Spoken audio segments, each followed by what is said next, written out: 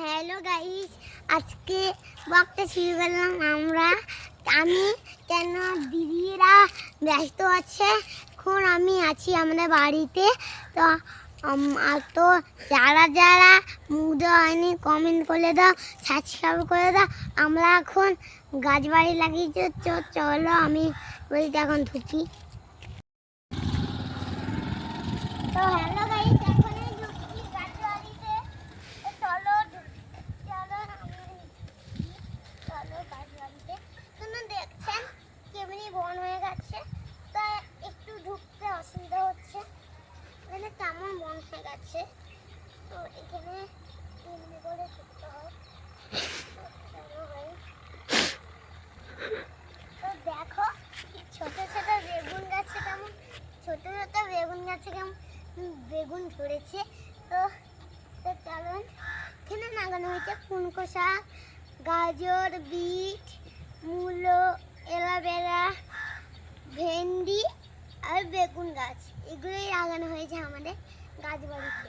তো দেখো আমি আমাদের গাছগুলোকে দেখাবো গাইস। গাছ এই হচ্ছে আরেক বেগুন টমেটো গাছ, এটা আমি বলতেই ভুলে গেছিলাম। তো আনা হয়েছে মটরশুঁটি গাছ, আর ওইখানে আছে অ্যালোভেরা, আর এগুলোতে আছে মটরশুঁটি গাছ সবেতেই। আর এগুলো হচ্ছে ভেন্ডি গাছ, যেগুলো না আমরা ভেন্ডি তুলি। চলো আরো গাছগুলো দেখাবো, চলো। আর এইখানে আছে ফুলের গাছ, আর এইটাও হচ্ছে একটা ফুলের গাছ। এই ফুল তুলে ফুল তুলে আমরা ওইতে ঠাকুরকে পুজো করি।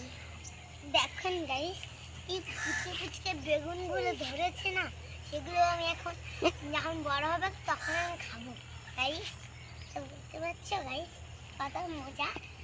এখানে লাগানো হয়েছে বিট, এখানে লাগানো হয়েছে মূলো, এখানে লাগানো হয়েছে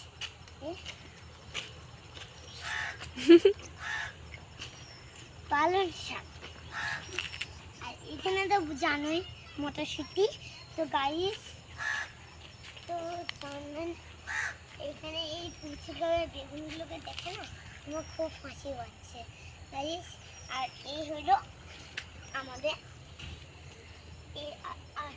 এগুলো হলো এলোভেরা গাছ, যেটা আমার দিদি মুখে মাখে, যেটা মুখে মাখলে দাগ, যে বনো দাগ থাকবে সেগুলো উঠিয়ে দিবে। বেসন, হলুদ এইসব দিয়ে মেখে নেবেন। চলো আর একটু ভালো করে বুঝিয়ে দিই